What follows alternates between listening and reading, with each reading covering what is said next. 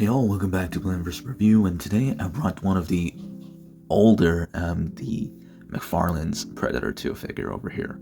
So apparently it says Predator the Hunter at the box over here. And yeah, this is pretty cool figure, and I believe this was released in 2004.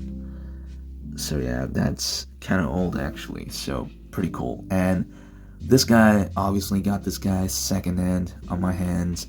And though this guy was displayed outside of the shelf from the previous owner, this thing still has its odor. Like, it smells like those old vintage Mcfarlane figures. If you ever know how it smells like, if you are actually a older and vintage Mcfarlane figure collector, you'll know what I mean. It has this fume, like kind of weird smell that actually hurts my nose, kinda. So I'm gonna display this guy outside of the shelf for a while, or possibly even put this guy with the dryer sheet inside this tiny container box or something to get rid of the smell. But yeah, anyways, let's get straight to the review. Apparently the box is really old. It aged, it turned into yellowish, non-transparent, kinda, plastic piece over here. At the back, Predator 2 Alien over here. Initially released as part of Movie Maniac 6 in 2003. Blah blah blah. Things pretty nice. Art at the back over here. That's pretty cool. You can see me through the box. That's cat. Okay, whatever. So let's get rid of this thing because this was already unboxed from the previous owner, and this is the one of the accessories that's included here. This is the skull piece, which looks kind of disgusting. Wow, what kind of skull looks like this? I mean, that's really disgusting. Not a big fan of the design because it is disgusting. Also, meaning that it is detailed at the same time. That's why it makes me kind of creep. And we get this thing as well. I didn't watch Predator for a while, so kind of forgot what it exactly was, but let me know down in the comments below. We have this accessory as well, which is pretty cool. Look at all that details. The painting's quite nicely done with black weathering or wash all over the silver. We have the gun as well. And not as detailed as some of the recently done figures. I mean, like, the recent NECA Ultimate figures has much better paintings for the weapons and stuff, but for an old figure, this is quite nicely detailed and nicely painted. I'll give that. We have this accessory over here. At the back side, this is how it looks. We also have this spoon-like kind of thing over here. Pretty cool. And apparently you get a small peg over here, which I'm not so sure where you're supposed to put this at, but here it is. And let's get to the Predator, because that's what we're here for. And overall, it is pretty cool. It really is. There was many different older Predator figure that was available with this guy. And apparently they also had a normal Movie Maniacs version of this guy, the non-damaged version. But I was hesitating to get either this damaged one or the other one, but I decided to go with this because I just like the green painting on this thing. Kind of makes it special. And the general proportion is kind of off, of course. The shoulder's too wide compared to how skinny this guy looks. Look how small his, body is for a Predator, but really big shoulder. Though the proportion's a bit off, it still looks cool on my end. And yeah, considering the normal version of this guy was part of the Movie Maniac series, which doesn't have too much articulation usually, this guy shares the exact same mold, except for a few parts. Like, for this forearm that's detachable and some stuff, some parts are definitely different. And so do the painting, but it shares the same articulation and things, and it's quite insane for a Movie Maniacs figure. Well, the head sculpt is pretty nicely done. have a look. Let's stretch my tripod a bit over here. You see the pupil and everything? That is pretty cool. So this version over here has a closed jaw.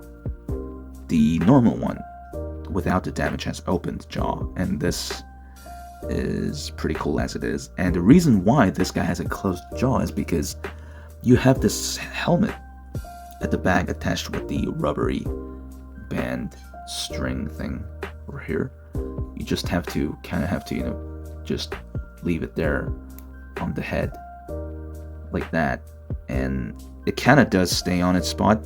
A little on the big side, I would say, but not too bad. But could have been better for sure. Especially just making this detachable or something, maybe. Yeah, I mean, still pretty cool. And you look at the detail at the body, look at all the net. The painting of all these net section is done much better than NECA, in my opinion. Pretty cool. The green wash over here and inside over here, which I'm gonna show you in a bit. For an old figure, it's still nice. Look at that detail. Look at the claw. Everything. Look at the hand. Pretty cool. And the disc over here is also part of the accessories. That's included with this figure, but you can put it at the side over here, so I just put it here. It's kind of cool actually, right? The waist section. It's not that I'm too familiar with Predator series, because I haven't really watched them properly, but I'm aware of them. And this is pretty cool. I love these little details over here. The knee cap section over here is in black paint, and it leads all the way to the joint section, though it gets hidden when you articulate it. Still, they gave you a black paint for the joint where it needs to be black, so it nicely translates all the way to the other side, from the front to the front of the kneecap. So that's kind of cool.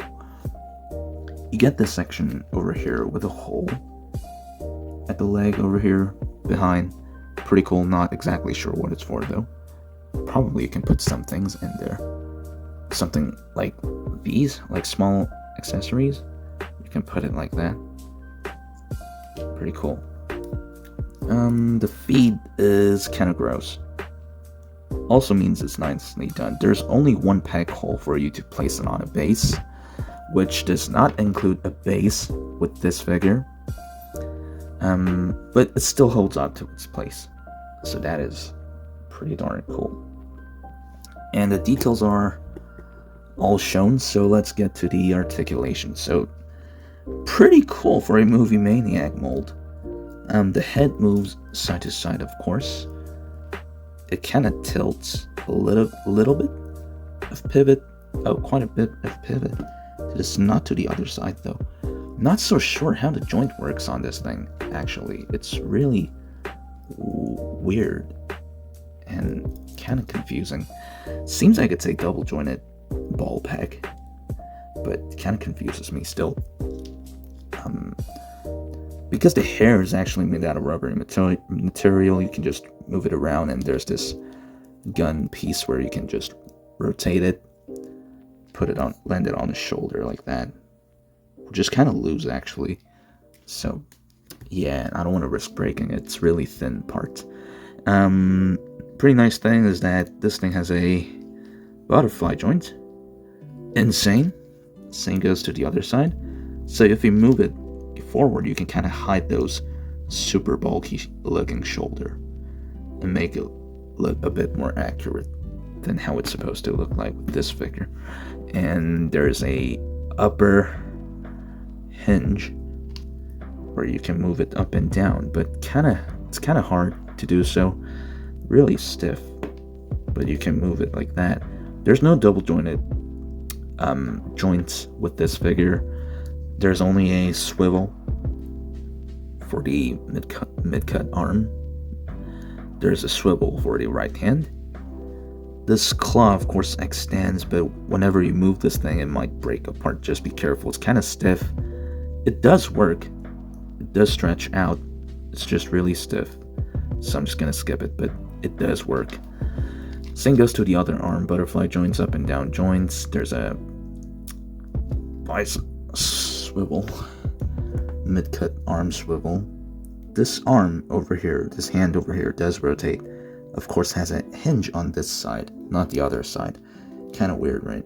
The upper torso moves side to side, not too much to forwards and backwards.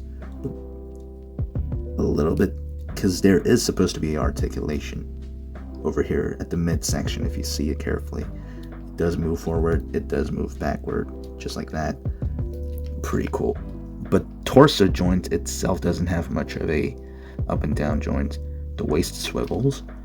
The leg goes up and down a little bit to the back, not that much actually. It moves to the side, pretty cool. There's a mid thigh cut swivel, single jointed knee with a movable kneecap section over here. The feet rotate side to side. It moves up and down, but it doesn't have a pivot. So yeah, for a Movie Maniacs molded figure, it's pretty nice, but I don't know. Besides that, the sculpting's quite decent, looking cool, nice, and I'll say it's worth the price that I got actually, because I got this guy for $20 on my end, which I got it 2 days ago, and I finally received it today through the package. And yeah, it kind of has a bit of hard time to balance on its own because it's a little bit loose, but still overall it's a cool figure. And when you detach the arm piece over here, nicely painted in green, look at that. And the downside of this feature though is that you cannot open the thing over here to see inside, unlike the normal version of the Movie Maniacs. But still, this is a nice display option. You can just display it like that. It looks like it's damaged completely on its left hand, which is pretty cool. Besides the smell that this guy emits on my end, because it's an old and vintage figure, I mean, that's what I have to go through with most of my vintage figure actually. Some of them smells if they are not actually displayed outside of the box most of the time. That's when the figure stings a lot and emits the odor when it stays inside a box without any fresh air. That's why I preferably get second-handed item that's in decent condition when it comes to vintage figures. But this one, yeah, it seems like this guy, even though it was already opened and was displayed on the shelf, this guy was isolated where the air doesn't, blow quite frequently or something, which is unfortunate. I just have to wait for this guy to stop emitting these weird chemical smell, but here it is. Yeah, anyways guys, thanks for watching, and yeah, we'll come back with another review.